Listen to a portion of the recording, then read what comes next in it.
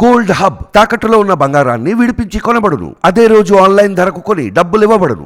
నమస్తే, welcome to మనం TV. మనతో పాటు ఈరోజు BRS fire brand Pavani Goud ఉన్నారు. సో పావని గౌడ్ ఈ మధ్య సోషల్ మీడియాలో బాగా ట్రెండింగ్లు ఉన్నారు. సో అసలు ఎందుకు కేసీఆర్ బాపు అని మాట్లాడుతున్నారు, కేసీఆర్కి ఫేవర్గా ఉన్నారు, బీఆర్ఎస్ పార్టీ అంటే ఆమెకి ఎందుకంత అభిమానం అనేది ఆమె మాటల్లోనే తెలుసుకుందాం. నమస్తే పావని గౌడ్ గారు. సో ఏంది అసలు మీరు బీఆర్ఎస్ పార్టీకి చాలా సపోర్ట్ చేస్తున్నారు, కేసీఆర్ గారిని బాపు అని పిలుస్తున్నారు ప్రేమతో మన తెలంగాణ భాషలా. సో అసలు ఏంది బీఆర్ఎస్ అంటే మీకు అభిమానమా, లేకపోతే మీరు బీఆర్ఎస్ పార్టీలో ఒక కార్యకర్తనా? ఈ పావని గౌడ్ ఎవరు అసలు అనేదే పెద్ద క్వశ్చన్ మార్క్. మీకు ఏదైనా పోస్ట్ ఉందా? సో ఈ మధ్య సోషల్ మీడియాలో ట్రెండ్ అవుతున్నారు కాబట్టి ఈ క్వశ్చన్స్ చాలా మందికి వస్తున్నటువంటి డౌట్. మరి ఏంటి మీరు? పావని గౌడ్ ఒక ఉద్యమకారుని బిడ్డ.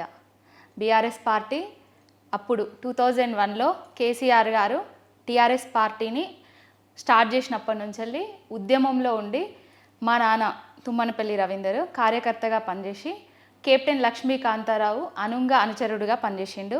తెలంగాణ అంటే ఎందుకింత ఇష్టము, మమ్మల్ని వదిలిపెట్టి పోస్టర్లు అతికిస్తున్నావు, అట్లా అతికించడం వల్ల నువ్వు ఉద్యమాలు జై తెలంగాణ అనే నినాదాలు ఇవ్వడం వల్ల పోలీసులు వచ్చి అరెస్ట్ చేయడం, నేను తీసుకుపోవడం మాకు చాలా ఇబ్బంది అవుతుంది, ఏంది అది అని అడిగితే, బిడ్డ తెలంగాణ వస్తే తెలంగాణ ముఖ చిత్రం మారుతుంది, మనకున్న పొలంలకి నీళ్ళు వస్తాయి, ప్రతి ఒక్కరూ ఆగమైపోతుంది తెలంగాణ, నీళ్లు లేక కరెంటు లేక రైతన్నలు ఆగమైపోతున్నారు, అందరి పరిస్థితి దయానీయంగా ఉన్నది, తెలంగాణ అంటేనే చిన్న చూపు చూస్తున్నారు ఈ పెత్తందారులు, ఈ ఆంధ్ర నాయకులు అని చెప్పిండ్రు.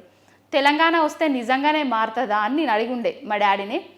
తెలంగాణ వస్తే మన భూములకు నీళ్ళు వస్తాయి అని అన్నారు కదా, తెలంగాణ వచ్చిన తర్వాత మా భూములకు నీళ్ళు వచ్చినాయి. కాళేశ్వరం ప్రాజెక్టు కట్టడం వల్ల కాకతీయ కెనాల్ కింద మా భూమి ఉంటుంది. ఎక్కడ మీది నేటివ్ ప్లేస్? నా నేటివ్ ప్లేస్ హుజరాబాద్ మండల్ తుమ్మనపల్లి గ్రామం. మా నాన్న బీఆర్ఎస్ కార్యకర్త ప్లస్ వ్యవసాయదారుడు, ఉద్యమకారుడు. సో ఉద్యమకారులకు అసలు గుర్తింపే లేదు. ఉద్యమం సమయంలో చాలా మంది ప్రాణాలు అర్పించిన వాళ్ళు, ఇప్పుడు శ్రీకాంతాచారి తల్లి ఉంది. సో ఇట్లనే నేను ఫేస్ టు ఫేస్ ఇంటర్వ్యూ చేస్తే అవి ఏమందంటే, తెలంగాణలో ఉద్యమకారులు మా బిడ్డలతోటే తెలంగాణ పోయింది, మాకైతే అసలు ఎట్లాంటి గౌరవం లేదు అనేసి ఆమె చెప్పింది. అలాగే కేసీఆర్ తన పట్ల ఒకసారి ఎమ్మెల్యే టికెట్ ఇచ్చారు, ఆ తర్వాత మళ్ళీ ఆమెను చాలా హీనంగా మాట్లాడారు, స్థానిక మంత్రి అనేసి కూడా ఆమె చెప్పుకొని ఏడ్చిన సందర్భాలు కూడా ఉన్నాయి. అసలు ఉద్యమకారుల పట్ల బీఆర్ఎస్ వ్యవహరించిన తీరు ఎట్లుండే? మీ ఫాదర్ కూడా ఒక ఉద్యమకారుడు కదా, సో తెలంగాణ వచ్చిన తర్వాత మీరు సాటిస్ఫై ఉన్నారా? చాలా సాటిస్ఫైగా ఉన్నా. మా తెలంగాణ రాని గల్లెత్తుకొని చేసేటట్టు చేసిండ్రు కేసీఆర్ గారు. ఉద్యమకారులను గుర్తించింది బీఆర్ఎస్ పార్టీ. ఉద్యమకారులను ఎమ్మెల్యేలుగా, ఎంపీలుగా తీసుకుపోయి నిలబెట్టి గెలిపించుకొని పార్లమెంట్లో, అసెంబ్లీలో కూర్చుండబెట్టింది కేసీఆర్ గారు. శ్రీకాంతాచారి తల్లిగారికి కూడా వాళ్ళ కుటుంబాన్ని కూడా హక్కున చేర్చుకున్నది కేసీఆర్ గారు. ఏ కోశాన కూడా వాళ్ళకి తక్కువ చేయలేదు అని నాకైతే తెలుసు. ఎందుకంటే ఒకసారి ఉద్యమం సమయంలో హుజురాబాద్లో మా పెద్దనాన్నోళ్ళ ఇంట్లోనే శ్రీకాంతాచారి తల్లి వచ్చి ఉండే అనమాట. అప్పుడు ఆమె కేసీఆర్ గారికి ఫేవర్గానే ఉండే, కానీ ఆమెను పార్టీ టికెట్ ఇచ్చి నిలబెట్టింది కేసీఆర్ గారు, ఆమెను ఓడగొట్టింది కాంగ్రెస్ పార్టీ. ఇప్పుడు కాంగ్రెస్ పార్టీ హక్కున పోయింది, మరి ఓడగొట్టిన కాంగ్రెస్ పార్టీలకు ఆమె ఎట్లా పోయింది?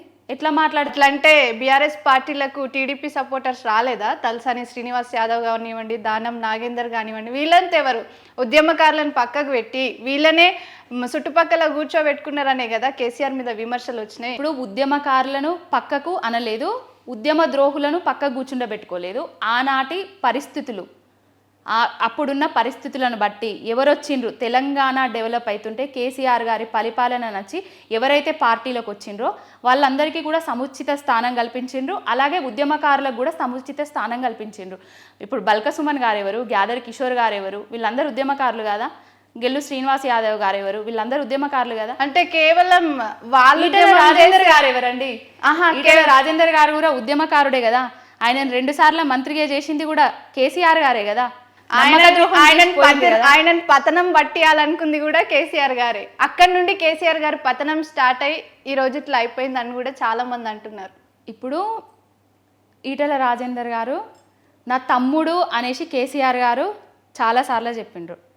నాకు గురువు నా దైవం లెక్క అనేసి ఈటల రాజేందర్ గారు కూడా కేసీఆర్ గారి గురించి చాలా చెప్పిండ్రా చెప్పలేదా? ఆయనకు పార్టీ నుంచి వెళ్ళి చాలా అంటే ఎంత సపోర్ట్ అంటే ఆయన ఏ స్థాయి నుంచి వెళ్ళి వచ్చిండ్రో నాకు తెలుసు. ఎందుకంటే నేను హుజరాబాద్ బిడ్డను కాబట్టి రోజు ప్రొద్దున మా నాన్న ఎంత సపోర్ట్ చేసిండో తనకి కూడా తెలుసు. మా నాన్న దగ్గరికి వచ్చుండే. ప్లస్ ఉద్యమకారులను హక్కున చేర్చుకొని లీడర్లుగా తయారు చేసింది కేసీఆర్ గారు. మరి ఈటల రాజేందర్ గారు ఎంతమంది ఉద్యమకారులకు అక్కడ స్థానం కల్పించిండ్రు, ఎంతమంది ఉద్యమకారులకు స్టేట్ లెవెల్ పోస్టులు ఇప్పించిండ్రు హుజరాబాద్ నుంచి వెళ్ళి. ఆయన పోయిన తర్వాత చాలామంది ఉద్యమకారులకు స్టేట్ లెవెల్ పోస్టులు వచ్చినాయి. ఉద్యమకారులని కాకుండా వేరే వచ్చినాయి? బండ శ్రీనివాస్ గారికి వచ్చినాయి, ఇంకా చాలామందికి వచ్చినాయి. అది ఆప్షన్ లేక వాళ్ళు కొంతమందిని అక్కడ ఈటెల రాజేందర్ని దెబ్బతీయాలంటే ఒక సైన్యాన్ని వాళ్ళు తయారు చేసుకున్నారని చెప్తున్నారు. మరి ఇక ఆయనని దెబ్బతీయాలని సైన్యాన్ని తయారు చేసుకోవడం కాదు, పార్టీలో ఉన్నోళ్ళనే సైనికులుగా తయారు చేసి పై స్థానాలు ఇచ్చి వాళ్ళని హక్కున చేర్చుకుంది పార్టీ. ఆయనని దెబ్బతీయడానికి కాదు. అప్పుడున్న పరిస్థితులు అంటే అట్లుండే అయిపోయింది. మరి ఇప్పుడున్న పరిస్థితులతో తమ బతుకులు మారుతాయి అనేసి ఉద్యమకారులు కూడా కాంగ్రెస్ని తమకేదైనా చేయాలనేసి వాళ్ళు కూడా అంటున్నారు. ఎందుకంటే ఇప్పటికే ఒక బీఆర్ఎస్ పార్టీ ఒకటే కొట్లాడితే తెలంగాణ రాలేదు. సో సాధారణమైన జనం బీఆర్ఎస్ పార్టీలో ఒక్కళ్ళు కూడా ప్రాణాలు అర్పిస్తే తెలంగాణ రాలేదు. సామాన్యమైన జనము ప్రాణాలు అర్పిస్తేనే తెలంగాణ వచ్చింది. అది చూసే హైకమాండ్ తెలంగాణ ఇచ్చింది అనేసి కాంగ్రెస్ వాళ్ళు బలంగా వాదిస్తారు. ఇప్పటికీ కూడా ఎప్పటికైనా వాదిస్తారు. ఒకనొక సందర్భంలో కేసీఆర్ కూడా అసెంబ్లీలో చెప్పినటువంటి పరిస్థితి ఉంది, సోనియా గాంధీ వల్లనే ఇది సాధ్యమైందనేసి. సో ప్రస్తుతం అయితే తెలంగాణలో కాంగ్రెస్ పాలన నడుస్తుంది. సో మీరైతే విమర్శలు చేస్తూనే ఉన్నారు, చాలా పోలుస్తున్నారు. ఇటు కాంగ్రెస్కి అటు బీఆర్ఎస్ ప్రభుత్వం ఎట్లుండే అని పోలిస్తున్నారు. సో ఎట్లా మీకు డిఫరెన్స్ ఏమనిపిస్తుంది? 60 ఏళ్ళ కాంగ్రెస్ పాలనలో తెలంగాణ ఆగమైపోయి ఉన్నది. నీళ్లకు కానీ కరెంటుకు కానీ ప్రతి రైతన్నల చావులకు నేతన్నల చావులకు కారణం తెలంగాణ మొత్తం ఆగం కావడానికి కారణం కాంగ్రెస్ పార్టీ. అదే మళ్ళా ఇప్పుడు 2024 ఎలక్షన్లలో అలవి కాని హామీలు ఇచ్చి మసిపూసి మారేడుకాయ చేసి ప్రజలకు అరచేతిలో ఆకాశాన్ని చూపించి అధికారంలోకి వచ్చిండ్రు. నేను వస్తా డిసెంబర్ 9వ తారీఖు అదిస్తా ఇదిస్తా అని చెప్పిండ్రు. డిసెంబర్ 9వ తారీఖు అయింది, ఇప్పుడు జూన్ వస్తుంది. 6 నెలలు దాటిపోయింది. 6 నెలలల్లో కూడా వాళ్ళు తీసుకొచ్చిన మార్పు ఏంది? చెరువులు ఎండిపోవడం, కరెంటు పోవడము, రైతన్నలు ఎరువుల కోసం లైన్లలో నిలబడము, ఆత్మహత్యలు, ఆకలి చావులు. ఇప్పుడు ఎట్లా పెట్టరేగిపోతున్నాయి డ్రగ్స్. కానీ అసలు పాలన అనేది కరెక్ట్గా ఉందా చెప్పండి? కాంగ్రెస్ పాలనలో ఆడవాళ్లకు గ్యాస్ ఇస్తామన్నారు, 2500 ఇస్తామన్నారు, పెన్షన్లు 4000కు పెంచిస్తామని అన్నారు. ఒక్కటి కూడా పెంచిన పాపాన పోలేదు, ఒక్కటి కూడా ఇచ్చిన పాపాన పోలేదు. ఆర్టీసీ బస్సులో ఫ్రీ అదైతే ఇచ్చిండ్రు. అది ఇవ్వడం వల్ల ఎవరికి లాభం చెందుతుంది? ఎవరికి లాభం జరుగుతుంది? బస్సులు ఫ్రీగా చేసిండ్రు, మరి బస్సుల ఎంతవరకు బస్సులను పెంచిండ్రు? ఎంత ట్రిప్స్ను పెంచిండ్రు? ఎంత ఆగమైపోతుంది బస్సుల పరిస్థితిలా? అసలు ఆడోళ్ళు ఎప్పుడన్నా ఇది కొట్టుకున్నారా, తన్నుకున్నారా? అట్లా అది ఇవ్వడం వల్ల ఎవరికి లాభం? ప్రజలకు ఇప్పుడు రైతు భరోసా జూన్ నెల, రైతు బంధు కేసీఆర్ గారు ఆడ మొత్తం గల్ల పెట్టే సాఫ్ చేసి పోయిర్రు. ఏం లేవిడు అన్ని ఖాళీ కుండలు ఉన్నాయనేసి వాళ్ళు చెప్తున్నారు. మేము ఎట్లా ఇవ్వాలా? అప్పులు చేసిపోయిర్రు, అప్పులన్నీ మన ఎత్తి మీద ఉన్నాయి. ఇప్పుడు ఎట్లా మేము ప్రజలకు పంచిపెట్టాలా? మిగులు బడ్జెట్ ఉన్నటువంటి రాష్ట్రాన్ని నాశనం చేసి పోయినరు కేసీఆర్. కరెంట్ని కూడా ఎక్కువ రేట్కి కొన్నారు. ఇప్పుడు అదంతా వడ్డీ ఎవరు కట్టాలా? తెలంగాణ ప్రజల, కాంగ్రెస్ పార్టీ అనేసి వాళ్ళు ప్రజలకు చెప్తున్నటువంటి పరిస్థితి. అట్లనే వాళ్ళు నోటీసులు కూడా పంపుతున్నారు. ఓకే, ఇప్పుడు ప్రజలకు హామీలు ఇచ్చేటప్పుడు తెలంగాణలో బడ్జెట్ పరిస్థితి ఇది, ఖజానా మొత్తం ఖాళీ అయింది, కేసీఆర్ గారు ఖజానాలో ఏముంచలేదు, మేము ఇట్లా హామీలు ఇస్తున్నాము ప్రజలకు అలవి కానివి, మరి రేపు అధికారంలోకి వచ్చిన తర్వాత మేము ఎట్లా ఇవ్వగలుగుతామని ఒకసారి క్వశ్చన్ వేసుకున్నారా వాళ్ళకు? వాళ్ళు ఆల్రెడీ జనాలకు ఇచ్చిండ్రు, మేము ఇస్తామని చెప్పిండ్రు. కేసీఆర్ గారు అప్పులు చేసిండ్రు అని అన్నారు. అప్పులు చేసి కాళేశ్వరం కట్టిండ్రు, 24 గంటల కరెంట్ ఇచ్చిండ్రు, రైతన్నలకు రైతు భరోసా ఇచ్చిండ్రు, 200 ఉన్న పెన్షన్ను 2000కు పెంచిండ్రు, ప్రతి ఒక్కరి కళ్యాణ లక్ష్మి ఇచ్చిండ్రు, రైతు బీమా ఇచ్చిండ్రు, దళిత బంధు ఇచ్చిండ్రు, బీసీ బంధు ఇచ్చిండ్రు, గురుకులాలను పెంచిండ్రు. అవే కేసీఆర్ కొంప ముంచినాయా? అవి కేసీఆర్ కొంప ముంచడం కాదు. వీళ్ళు అంటే కేసీఆర్ గారి కంటే ఏదన్నా గొప్పగా చేసి చూపిస్తారేమో అనేసి ప్రజలు వాళ్ళకి అధికారం ఇచ్చిండ్రు.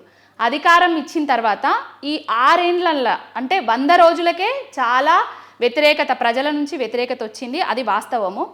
6 నెలల్లో ఇంకా వ్యతిరేకత వచ్చింది. ఇంకొకటి ఏంటంటే రైతులకు రుణం మాఫీ 2 లక్షలు చేస్తామని చెప్పిండ్రు. ఆ రైతులకు రుణం మాఫీ గురించే తిరుగుతుంది చుట్టూ. ఇప్పుడు కేసీఆర్ గారు అవినీతి చేసిండ్రు, కరెంటు తీసుకొచ్చిండ్రు, దాని చుట్టే తిప్పుతున్నారు. కానీ రేవంత్ రెడ్డి రైతు భరోసా ఎందుకు ఇస్తలేడు? రేవంత్ రెడ్డి ఆడవాళ్లకు 2500 పెన్షన్ ఎందుకు ఇస్తలేడు? రేవంత్ రెడ్డి పెన్షన్లను 4000కు పెంచి ఎందుకు ఇస్తలేడు? సరే, ఇప్పుడు బీఆర్ఎస్ వీటి మీద తిరగట్లేదు, అది నడుస్తూనే ఉంది బయట. కానీ ఇప్పుడు బీఆర్ఎస్ పార్టీ అసెంబ్లీ ఎన్నికల్లో గ్రామీణ ప్రాంతాల్లో, గ్రామీణ నియోజకవర్గాలు ఒక్క జీహెచ్ఎంసీ పరిధి వదిలేస్తే ఎందుకంత దారుణమైన పరిస్థితి బీఆర్ఎస్ పార్టీకి వచ్చింది? అసలు గెలవనటువంటి పరిస్థితి ఎందుకు, అధికారంలో లేనటువంటి పరిస్థితి ఎందుకు వచ్చిందంటారు మీ అభిప్రాయం ప్రకారం? నా అభిప్రాయం ప్రకారం అయితే ప్రజలకు పాలన అందించడంలో కేసీఆర్ గారు బిజీగా ఉన్నారు. తెలంగాణను అభివృద్ధి చేయడంలో కేసీఆర్ గారు బిజీ అయిపోయినరు. ప్రజలకు ఏంది, నేను కలిసినా కలవకపోయినా కావాల్సినవి అన్నీ అందుతున్నాయి అనుకున్నారు. కానీ కింది స్థాయి ఏం జరుగుతుందో తెలుసుకోలేకపోయినరు. పార్టీని అంటే కింది స్థాయి నాయకులను పటిష్టం, అంటే మేము 10 సంవత్సరాలలో అంటే కమిటీలు వేయడం కానీ దాంట్లో కొంచెం జాప్యం జరిగిన విషయం, అంటే పార్టీని పటిష్టం చేసుకోవడం. పాలనలో బిజీ ఉన్నారని మీరు అంటున్నారు, కానీ ఫామ్ హౌస్లో పోయి వన్నడనేసి కాంగ్రెస్ వాళ్ళు కానివ్వండి, బీజేపీ వాళ్ళు కానివ్వండి అప్పుడు చేసినటువంటి విమర్శలు వాస్తవానికి కూడా ఆయన పోయి అక్కడనే ప్రతిదీ కూడా మంతనాలు చేసినటువంటి, అక్కడి నుండే పరిపాలన సాగించిండనే విమర్శలు వచ్చినాయి. అది ప్రజల్లోకి వెళ్ళింది. సో దానివల్లనే ఓటమి పాలైనరు, గ్రౌండ్ లెవెల్లో వర్క్ చేయలేదు అనేది ఒక మైనస్ పాయింట్గా చెప్తున్నారు. అట్లనే కేటీఆర్ నోటి దురుసు, ఆయన మాకేమవుతుంది, మళ్ళా రూలింగ్లోకి వస్తాము అనేసి ఒక బాగా నమ్మకంతో ఒక గర్వం ప్రదర్శించింది అనేది కూడా ప్రతిపక్షాలు కానివ్వండి, మీడియా కానివ్వండి, ప్రతి ఒక్కరు వాళ్ళు చూసింది చెప్పినటువంటి పరిస్థితి. సో ఎవరు కారణం ఈ ఓటమికి? మా ఓటమికి ఎవరు కారణం అంటే అలవి కాని హామీలే కారణము. జనాలు మోసపోయినరు ఆ హామీలతోటి. ఇంకొకటి కేసీఆర్ గారు ఫామ్ హౌస్లు ఉన్నారు, ఫామ్ హౌస్ నుంచి పరిపాలన కొనసాగించిండ్రు. ఫామ్ హౌస్ నుంచి పరిపాలన కొనసాగించినా కూడా రైతులకు 24 hours కరెంట్ వచ్చింది, నీళ్ళు వచ్చినాయి, ఎరువులు సకాలంలో అందినాయి. మరి ఇప్పుడు వీళ్ళు వచ్చి ప్రజాపాలన అన్నారు, గేట్లు ఎత్తేసినామని అన్నారు. ఆ ప్రజాపాలన చుట్టూ అక్కడ గేట్లు ఎత్తేసిన దగ్గరనే ఎవరినన్నా సామాన్య జనాలను కలుస్తున్నారా? రైతులకు నీళ్ళు వస్తున్నాయా? రైతులకు కరెంట్ వస్తుందా? ఇవ్వగలుగుతున్నారా వీళ్ళు? ఆశా వర్కర్లు నిన్న మొన్న జీతాల కోసం అక్కడ ఆశా వర్కర్ల వెనుక బీఆర్ఎస్ లీడర్లే ఉన్నారనేసి ఒక వార్త వస్తుంది. ఎందుకంటే వాళ్ళు ప్రభుత్వం ఏర్పడి ఇప్పుడు 6.5 నెలలే అవుతుంది. సో ఇప్పట్లోనే వాళ్ళ అంత పెద్ద ఎత్తున ఒక ఉద్యమాన్ని ప్రకటించడం అనేది కూడా దాని వెనుక కూడా బీఆర్ఎస్ పార్టీ ఉంది, బీఆర్ఎస్ లీడర్లు ఉన్నారు.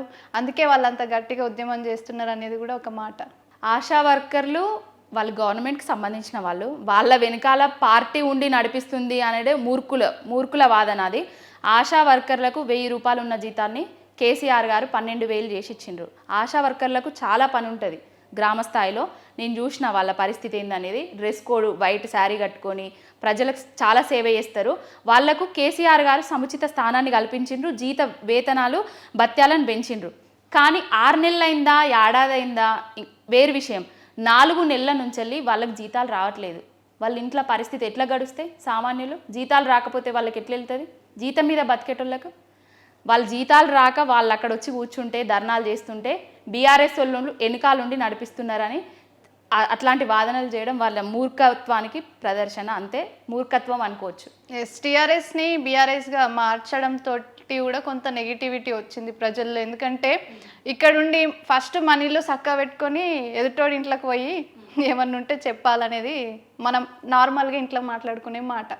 కానీ కేసీఆర్ గారు ఏం చేసిరు, మన పరిస్థితి ఎట్లుందని తెలియక ముందే మహారాష్ట్ర పోయినరు, ఇంకా వేరే రాష్ట్రం పోయినరు. అక్కడ వాళ్ళతోటి మీటింగ్ ఏర్పాటు చేసి దేశ రాజకీయాలలో చక్రం తిప్పుతా అన్నాడు. కానీ రాష్ట్రంలో మాత్రం అసలు బొంగరం కూడా తిప్పలేకపోయిండు అనేది ఒక వాదన. బొంగరం కూడా తిప్పలేకపోయిండ్రు అనేది మీ వాదన. కానీ చక్రం తిప్పే తోడు ఒకటి ఏంటంటే అసెంబ్లీ ఎలక్షన్లో మేము కనుక గెలిచి ఉండేది ఉంటే, మేము ఓడిపోయింది కూడా 1.8% ఓట్ల శాతంతో తీవ్రంగా ఏదో మమ్మల్ని జనాలు అసలు వీళ్ళొద్దు అని అట్లా విసిరి పారేయలేదు. బలమైన ప్రతిపక్షంగా విసిరి పారేసిరు కదా. ఇంకొకటి 17% మాత్రమే ఓట్లు వచ్చినాయి మీకు. ఎంపీ ఎలక్షన్లలో వచ్చిన ఓట్లు కేవలం 17%. ఒక్క సీటు కూడా రాలేదు. మెదక్ నియోజకవర్గం కూడా అసలు వస్తుందా రాదా, వస్తుందేమో అనేసి కొంత ఆశ వ్యక్తం చేసిరు, కానీ అది కూడా అవుట్ అయిపోయింది. ఎంపీ ఎలక్షన్లు ఎప్పుడైనా జాతీయ స్థాయి అంటే 2 జాతీయ పార్టీలను ఉద్దేశించే జరుగుతాయి, అది అందరికి తెలిసిన విషయము. అయితే కేసీఆర్ గారికి ఇక్కడ తెలంగాణలో అధికారం కోల్పోవడం వల్ల మళ్ళీ ఎంపీ ఎలక్షన్లో కూడా వీళ్ళకి అధికారం ఇస్తే అక్కడ పోయి ఏం చేస్తారు అని జనాలు అనుకున్నారు. కానీ జనాలు ఆంధ్ర వాళ్ళు చూడండి, వాళ్ళకి 16 ఎంపీ స్థానాలు రావడం వల్ల ఇప్పుడు ఉక్కు ఫ్యాక్టరీని, విశాఖ ఉక్కు ఫ్యాక్టరీ ఉంది చూడండి, ఆ కర్మాగారాన్ని ప్రైవేటైజేషన్ చేయకుండా ఆపగలిగిండ్రు. అదే ఇప్పుడు మనకు కూడా బీఆర్ఎస్ పార్టీకి తెలంగాణలో అత్యధికంగా సీట్లు ఇచ్చేది ఉంటే అప్పుడు కేసీఆర్ గారు ఒక నినాదం తెచ్చిండ్రు, సారు కారు 16 ఢిల్లీలో సర్కారు అన్నప్పుడు ప్రతి ఒక్కరూ ఏగి 16 తోటి అక్కడ చక్రం తిప్పుతారా అని అవహేళన చేసిండ్రు, వ్యంగ్యంగా మాట్లాడిండ్రు. కానీ అదే చంద్రబాబు నాయుడు 16 సీట్లతోటి మోడీ దగ్గర కూర్చొని ఇప్పుడు ఎట్లా చక్రం తిప్పుతున్నాడు, అదేవిధంగా మేము కూడా తిప్పేటోళ్ళం, తెలంగాణ కేసీఆర్ గారు కూడా తిప్పేటోళ్ళు. కానీ జనాలు ఏమనుకున్నారు, ఇది జాతీయ స్థాయి ఎన్నికలు, మోడీ గెలిస్తే ఏమన్నా ఇస్తాడు కావచ్చు, కాంగ్రెస్ గెలిస్తే ఏమన్నా వస్తుంది కావచ్చు. ఇంకొకటి ఏంటంటే 2 జాతీయ పార్టీలు ఏకమయ్యి తెలంగాణలో మమ్మల్ని ఓడగొట్టిండ్రు. జనాలు మమ్మల్ని ఏం తిరస్కరిస్తలేరు. ఇప్పటికి కూడా ప్రతి ఒక్క విషయంలో జనాలకు అంటే జనాల తరపున కొట్లాడేది బీఆర్ఎస్ పార్టీ అని ప్రతి ఒక్కరికి తెలుసు, ప్రతి ఒక్కరు కూడా అనుకుంటున్నారు. సో అయితే ప్రజెంట్ ఈడీ దాడులు జరుగుతూ ఉన్నాయి, నోటీసులు వస్తూ ఉన్నారు, కాళేశ్వరం ప్రాజెక్టులో అవినీతి జరిగిందనేసి, ఫోన్ ట్యాపింగ్ వ్యవహారం వస్తుంది. సో ఇట్లా విద్యుత్కి సంబంధించిన స్కామ్ ఛత్తీస్గఢ్ నుంచి ఎక్కువ రేట్కి కొన్నారు, మనం ఇంత అప్పు కట్టాల్సి వస్తుందనేసి వాళ్ళు చెప్తున్నటువంటి పరిస్థితి కనిపిస్తుంది. రాష్ట్రంలో ఈడీ సిబిఐ కూడా ఎంటర్ అయినాయి. సో ఇప్పుడు బీఆర్ఎస్ పార్టీ పరిస్థితి ఎట్లా ఉంది, అటు మునగలేక ఇటు తేలలేక వాళ్ళు ఉన్నటువంటి పరిస్థితి కనిపిస్తుంది. ఎందుకంటే ఒకవైపు కవిత జైల్లో ఉన్నారు, మరోవైపు కేసీఆర్ కూడా జైలుకు పోతాడు, ఇట్లా స్కామ్ చేసిండు కాళేశ్వరంలో 100 కోట్ల అవినీతి అనేసి వస్తూ ఉంది. మరోవైపు కేటీఆర్ మెడకు ఫోన్ ట్యాపింగ్ వ్యవహారం ఉచ్చు బిగుసుకుంటుంది. సో వీటన్నిటితోటి వాళ్ళు ఎట్లా బయటపడతారు, కార్యకర్తలుగా మీ సపోర్ట్ వాళ్ళకి ఎట్లుంటుంది, ఎట్లా ఫైట్ చేయబోతున్నారు ఈ ప్రభుత్వం పైన, ఇటు కేంద్రం పైన కూడా, ఇటు రాష్ట్రంలో మీ అపోజిషనే, కేంద్రంలో కూడా అపోజిషనే. సో జాతీయ పార్టీలతో వెళ్ళే అవకాశం ఉందా, లేకపోతే వాటిని కూడా విమర్శించుకుంటూ మీ పని మీరు చేసుకోబోతారా? అన్ని పార్టీలను విమర్శించుకోతూనే మా పని మేము చేసుకోపోతాము. ఇంకొకటి ప్రియాంక, మీరు 1,00,000 కోట్ల అవినీతి జరిగింది అని అంటున్నారు కదా. కాళేశ్వరం ప్రాజెక్టు వ్యయమే 80,000 కోట్లు. 80,000 కోట్లలో 1,00,000 కోట్ల అవినీతి ఎట్లా జరుగుతుందబ్బా? 7,000 కోట్ల విద్యుత్తుని తీసుకొచ్చిండ్రని చెప్పిండ్రు, 6,000 కోట్ల నష్టం ఎట్లా జరుగుతుంది? ఇవన్నీ అబద్ధాలే కదా. దానిపైన ఎందుకు శ్వేతపత్రం విడుదల చేస్తలేరు? శ్వేతపత్రం కాదు, 12 పేజీల లేఖ రాసినాం కదా. అది లేఖ, దీనికి సంబంధించిన లేఖ కాదు, అది విద్యుత్కి సంబంధించిన లేఖ. అదే విద్యుత్కి సంబంధించిన లేఖనే రాసినాము. వాళ్ళు సమీక్షించుకుంటున్నారు, మేము ఇవ్వవలసిన ఆన్సర్లు మొత్తం ఇస్తున్నారు. వీళ్ళు అధికారంలోకి వచ్చిన తర్వాత ఏం చేస్తున్నారంటే, అదే కాళేశ్వరం ప్రాజెక్టు మీద అధికారంలోకి రాకముందు చుక్కా నీరు రాలేదని చెప్పిండ్రు. అధికారంలోకి వచ్చిన తర్వాత కూడా కేసీఆర్ గారి ఇమేజ్ని డ్యామేజ్ చేయడానికి కాళేశ్వరంలో చుక్కా నీరు రాలేదు, 1,00,000 కోట్ల అవినీతి జరిగింది అని చెప్తున్నారు. ఇప్పుడు కాళేశ్వరంలో చుక్కా నీరు రాకపోతే, మేడిగడ్డ గుంగితే, అక్కడి నుంచి నీళ్ళు రాకపోతే ప్రతి డ్యాములు, చెరువులు, కుంటలు అవన్నీ ఎట్లా ఎండిపోతున్నాయి? అవి కాళేశ్వరం నుండి వచ్చిన నీళ్ళే కదా. ఎందుకు ఇవి వాళ్ళు అసలు ఆలోచించలేకపోతున్నారు? జనాలకు కూడా మేము చెప్పలేకపోతున్నాము, కానీ జనాలకు ప్రతి ఒక్కటి గమనిస్తున్నారు. మేము ప్రతి ఒక్కటి వివరిస్తున్నాము, చెప్తున్నాము. 10 ఏళ్ళల్లో ఎప్పుడు కొట్టనంత ఎండలు ఇప్పుడు కొట్టినాయా? చెరువులు ఎందుకు ఎండిపోయినాయి? 10 ఏళ్ళల్లో కూడా ఎండాకాలం వచ్చింది కదా. ఏనాడు కూడా 10 ఏళ్ళల్లో చెరువులు ఎండిపోలేదు. మత్తళ్ళు దునికిన ఎర్రటి ఎండాకాలంలో కూడా ఇప్పుడు చెరువులు ఎండిపోయి కనిపిస్తున్నాయి, పంటలు ఎండిపోయి కనిపిస్తున్నాయి. 3 లక్షల మెట్రిక్ టన్నుల ధాన్యాన్ని పండే విధంగా కేసీఆర్ గారు వేస్తే, మొన్న రేవంత్ రెడ్డి వచ్చిన తర్వాత ఎన్ని లక్షల కోట్ల ధాన్యాన్ని వండించిండు? అసలు సబ్సిడీ ఇస్తా అని చెప్పిండు, వరికి 500 బోనస్ ఇస్తా అని చెప్పిండు. అసలు వరి కొన్నాడా, ఏం చేసిండు? ఆయన పరిపాలన మీద అవగాహన లేక ఏం చేస్తున్నాడంటే కేసీఆర్ గారి ఇమేజ్ని డ్యామేజ్ చేద్దామనేసే అవినీతి అని చెప్తున్నాడు. ఫస్ట్ అసెంబ్లీ మరి ఇవన్నీ కూడా కేసీఆర్ ఎండగట్టాలంటే ఆయన అసెంబ్లీకి పోవాలి కదా. ఈ రోజు నిన్న మనం రీసెంట్గా చూసుకుంటే జగన్ గారు ఓడిపోయారు, చాలా ఇంకా కేసీఆర్ కన్నా ఘోరంగా ఓడిపోయింది. కానీ ఈ రోజు ఆయన అసెంబ్లీకి పోయినటువంటి పరిస్థితి. సో అదే అసెంబ్లీలో గతంలో అవమానపడినటువంటి చంద్రబాబు గారు ఈరోజు నిండు సభతో ఉంటే కూడా ఆయన అసెంబ్లీకి ఒక శాసనసభ్యుడిగా వెళ్ళినటువంటి పరిస్థితి, మాజీ ముఖ్యమంత్రిగా. మరి కేసీఆర్ ఎందుకు పోతలేడు, ఎందుకు ఇట్లా స్కామ్లు మేము చేయలేదు, ఇది కాదని ప్రజలకు ఎందుకు చెప్తలే? ఇప్పుడు బయట చెప్పింది వేరే విషయం, లేఖలు రాసింది ఎవరు చూడరు, నిరక్షరాస్యులకు అంతా లేఖ రాసిండు కేసీఆర్, ఇట్లా చెప్పిండు అట్లా చెప్పిండు అంటే తెలిసే పరిస్థితి లేదు. ఆయన అసెంబ్లీకి పోయి మైక్లో మాట్లాడితేనే కదా తెలియాలా. అప్పుడు అసెంబ్లీకి రాలేదని అన్నారు. ఆయన ఆరోగ్య పరిస్థితి బాగాలేక అసెంబ్లీకి రాలేదు. ఇప్పుడు అసెంబ్లీ సెక్షన్ పెట్టంగానే ఈయన అసెంబ్లీకి పోతారు, ప్రతిదీ వివరిస్తారు. మేము ప్రజలల్లో పోతాము, ప్రతిదీ వివరిస్తాము అని అనుకుంటున్నాము. ప్రజలు అంత తెలివి తక్కువ వాళ్ళు అనుకోవద్దు ప్రియాంక. మొన్న కేసీఆర్ గారు 12 పేజీల లేఖ రాయంగానే ప్రతి ఒక్కరు చర్చించుకుంటున్నారు. గ్రామ స్థాయిలో కూడా ప్రతి ఒక్క మహిళ కానీ వృద్ధులు అందరికీ తెలిసిపోయింది, ఈయనను కేసీఆర్ గారి ఆనవాళ్ళు లేకుండా చేస్తానని చెప్పిండా చెప్పలేదా ఈ గుంపు మేస్త్రి రేవంత్ రెడ్డి? అదే కేసీఆర్ గారి ఆనవాళ్ళు లేకుండా చేద్దామని. కేసీఆర్ గారి ఆనవాళ్ళు లేకుండా చేయడం అంటే తెలంగాణ లేకుండా చేయడమే.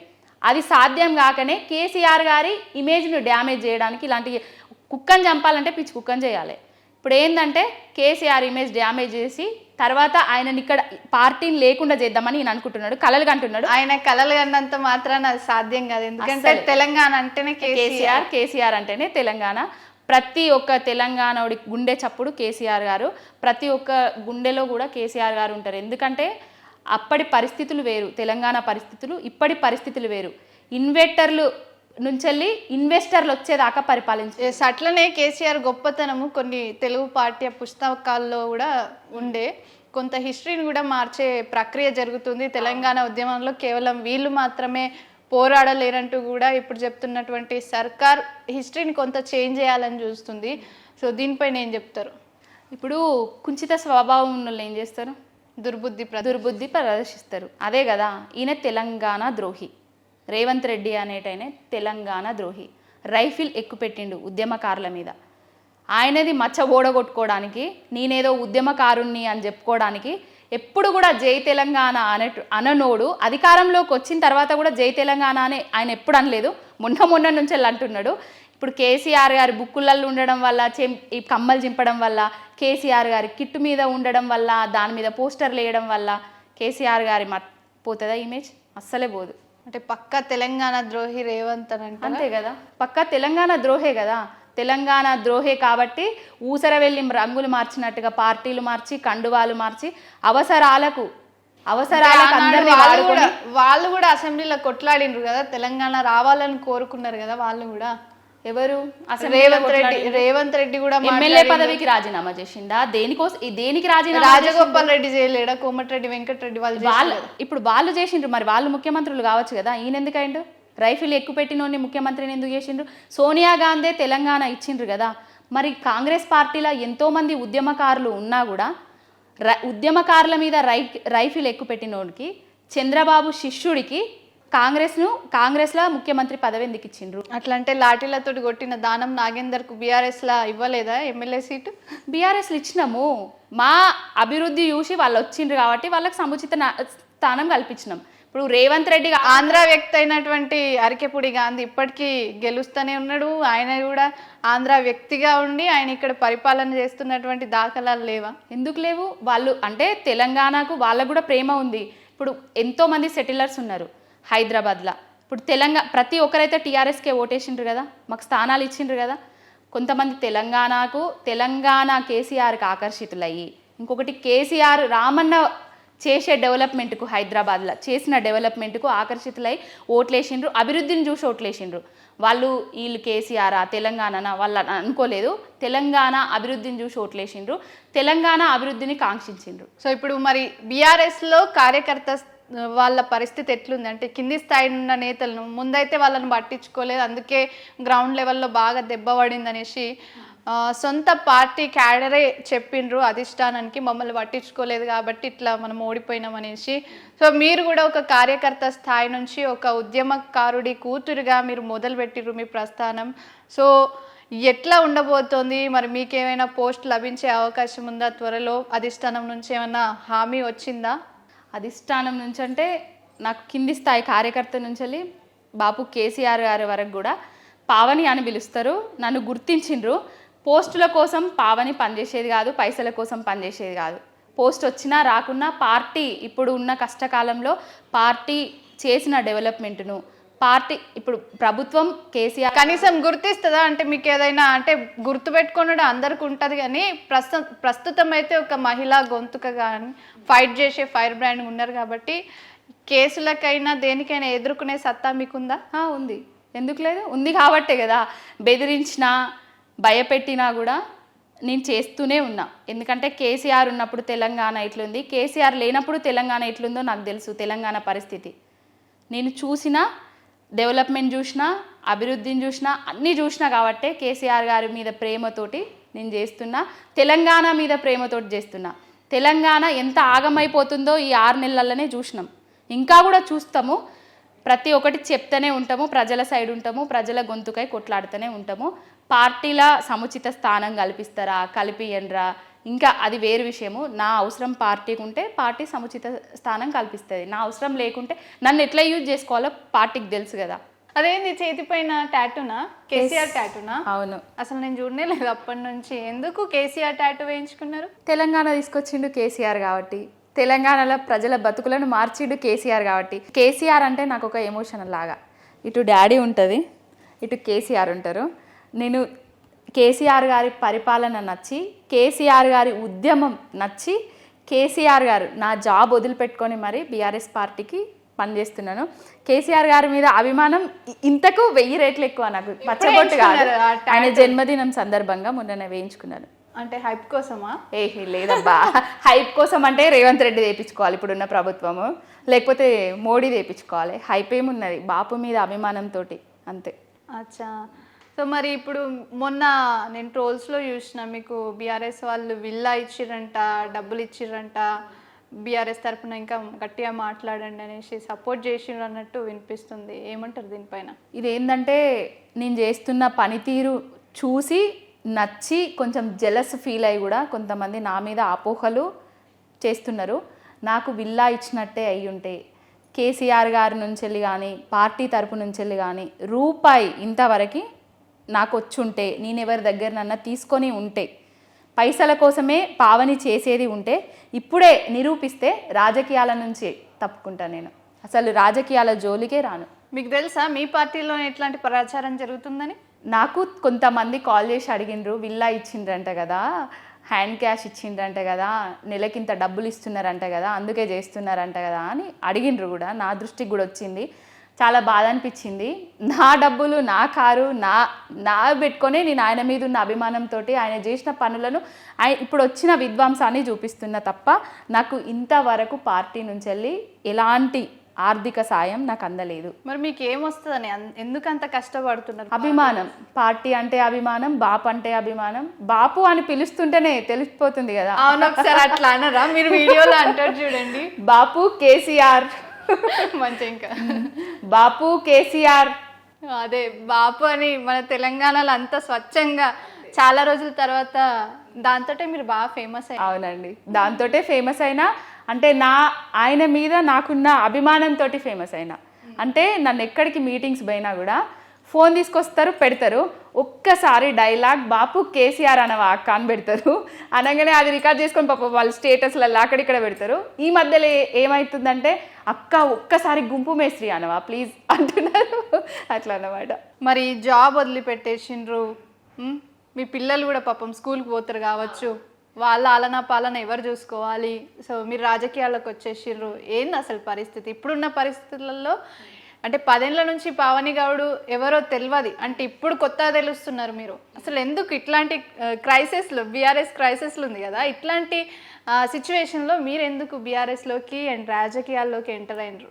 నేను సోషల్ మీడియాలో ఫేస్బుక్ ఓపెన్ చేసుకున్నదే బీఆర్ఎస్ పార్టీ కోసము. ఇప్పుడు ఓపెన్ చేసుకోలేదు, 2012లో ఓపెన్ చేసుకున్నాను నేను. 2009లో మా డాడీ చనిపోయిండు. చనిపోయిన తర్వాత ఉద్యమము 2009 నుంచి వైఎస్ రాజశేఖర రెడ్డి చనిపోయిన అనంతరము ఉద్యమం ఉవ్వెత్తున ఎగిసి పడుతుంది. మా నాన్న చనిపోయిండు, మా ఊరిలో కొంతమంది పిల్లలతోటి 15 మంది పిల్లలు, ఎస్సీ పిల్లలు, బీసీ పిల్లలు, కొంతమంది యూత్ పిల్లలతోటి బస్సు అడ్డం పోయి అక్కడ పడుకొని జై తెలంగాణ జై తెలంగాణ అనేసి నినాదాలు చేసుకుంటున్నాము. పావని గౌడ్ ఇప్పుడు రాలేదు. పావని గౌడ్ 2001 నుంచెల్లే పావని గౌడ్ వాళ్ళ నాన్న బీఆర్ఎస్ పార్టీలు ఉన్నాడు. పావని గౌడ్ వాళ్ళ నాన్నని చూస్తూ కేసీఆర్ గారికి ఎడిక్ట్ అయిపోయింది. తెలంగాణ వస్తే ఇట్లయితుంది, తెలంగాణ ముఖ చిత్రం మారుతుంది, తెలంగాణ భవిష్యత్తు మారుతుంది, తలరాతలు మారుతాయి ప్రజలే అని అన్నారు. ఆ మాటలకు అట్రాక్ట్ అయ్యి నిజంగానే అవుతుందా అని నేను కూడా నమ్మలేకపోయేదాన్ని. కానీ నిజం జరిగింది కాబట్టి నమ్మి తెలంగాణ రావడం వల్ల ఏం జరిగిందో అందరం చూసినాం. ఒకప్పుడు తెలంగాణ కహాసే ఆపు, ఎక్కడి నుంచి మీరంటే ఆంధ్రనా అనేటోళ్ళు. ఇప్పుడు తెలంగాణ కేసీఆర్, అవును కేసీఆర్ అంతే. ఇంకోటి ఏంటంటే పావని గౌడ్ జాబ్ వదిలేసి పెట్టుకొని వచ్చిందన్న పావని గౌడ్ పిల్లలు, 2 పిల్లలు, ఒకడేమో 5th క్లాసు, ఒకడేమో 3rd క్లాసు. నా పిల్లలకు కూడా అర్థమైపోయింది, మమ్మీ నేను ఇష్టమా కేసీఆర్ ఇష్టమా అని అడుగుతారు. అంటే మీరు ఇష్టం నాన్న అని చెప్పినాను కూడా, చెప్తే మాకంటే ఎక్కువ నీకు కేసీఆర్ గారు అంటేనే ఇష్టం అని అంటారు. అంటే నా ఇంటి పక్కన చుట్టుపక్కల అందరూ కూడా కేసీఆర్ పిచ్చి, కేసీఆర్ పిచ్చి, ఇక అంతే. ఇక అది ఒక ఎమోషన్. అంటే ముందు నుంచి అదే పిచ్చా లేకపోతే ఈ మధ్యనే? ముందు నుండి 2001 నుండి 2009 డాడీ చనిపోయిన తర్వాత ఉద్యమము ఇదంతా జరిగిన తర్వాత తెలంగాణ వచ్చిన తర్వాత ఆ పిచ్చి ఎక్కువైపోయింది. తెలంగాణ తీసుకొచ్చింది ఎక్కువైపోయింది. కేసీఆర్ని అందరూ ఏమన్నారు, ఏగి బక్కోడు తెలంగాణ ఏం తెస్తాడు, ముగ్గల పుట్టింది పువ్వుల పోతుంది అది ఇదని అన్నారు. తెలంగాణ అచ్చుడో కేసీఆర్ సచ్చుడో అనే నినాదంతో సకల జనులను సంబంధ వర్గాలను ఏకం చేసి అది నచ్చింది. తెలంగాణ తెస్తా అని చెప్పిండు, అది నచ్చింది, తెచ్చిండు. తెచ్చిన తెలంగాణను దేశంలోనే నెంబర్ 1 చేసిండు. అదే, కానీ సావు నోట్ల తలకాయ పెట్టిన అంటాడు కేసీఆర్ సచ్చుడో తెలంగాణ అచ్చుడో అని అన్నారు. కానీ చాలామంది అమాయక పిల్లలను కడుపున పెట్టుకున్నాడు కేసీఆర్ అని కూడా అంటున్నారు. చాలామంది అమాయక పిల్లలను కడుపున పెట్టుకోవాలని ఆయన ఎప్పుడూ అనుకోలేదు. అంటే అలా చనిపోతారని కూడా, ఎలాంటి విధ్వంసకరమైన సంఘటనలు జరగకుండానే, ఎలాంటి వాళ్ళ బలిదానాలు జరగకుండానే తెలంగాణ తీసుకురావాలని కేసీఆర్ అనుకున్నారు. కానీ విద్యార్థులకు ఏముంటుంది, ఒకనొక టైంలో తెలంగాణ రాకపోతే నేను కూడా చావాలనుకున్నా. టీవీలలో చూసేది, ఎప్పుడు వార్తలలో వచ్చేది కదా, అబ్బా తెలంగాణ ఇస్తారో ఇయ్యరో టెన్షన్ ఉంటుండే. ఇక ఉడుకు రక్తాలు ఎట్లుంటాయి పాపం, వాళ్ళు ఆత్మ బలిదానాలు చేసుకున్నారు. వాళ్ళ వల్ల వచ్చింది అంటే కేసీఆర్ ఉద్యమం ముందుండి నడిపేయడం వల్ల వచ్చింది. ఎవరో ఇంట్లో కూర్చుంటే తెలంగాణను తీసుకొచ్చి ఇవ్వలేదండి. మేమిచ్చినాం, మేము తెచ్చినాం, మేమిచ్చినాం అని అంటున్నారు కదా. వాళ్ళు ఇవ్వడం వల్ల తెలంగాణ రాలేదు. తెలంగాణ వాళ్ళు పోరాటం చేయడం వల్ల, కేసీఆర్ గారు తెలంగాణ ఉద్యమంను ముందుండి నడిపియడం వల్ల, తెలంగాణ జనమంతా ఏకతాటిపైకి రావడం వల్ల తెలంగాణ వచ్చింది. వాళ్ళెవరో ఢిల్లీ నుంచి వెళ్ళి షీల్డ్ కాళ్ళది పంపిస్తే రాలేదు. ఢిల్లీ వాళ్ళు ఏందో తెలంగాణ మేము అద్దన్నా కూడా మాకు ఏం తీసుకొచ్చి మా దగ్గర పెట్టలేదు. ఉద్యమం చేసినాం కాబట్టి తెలంగాణ వచ్చింది. సో పావని గౌడ్ అయితే మొత్తానికి పార్టీ కోసం పని చేస్తా ఒక కార్యకర్తలాగా అనేసి చెప్తా ఉన్నారు. సో ఇది వాళ్ళ స్పెషల్ ఇంటర్వ్యూ. చూస్తూనే ఉండండి మనం టీవీ.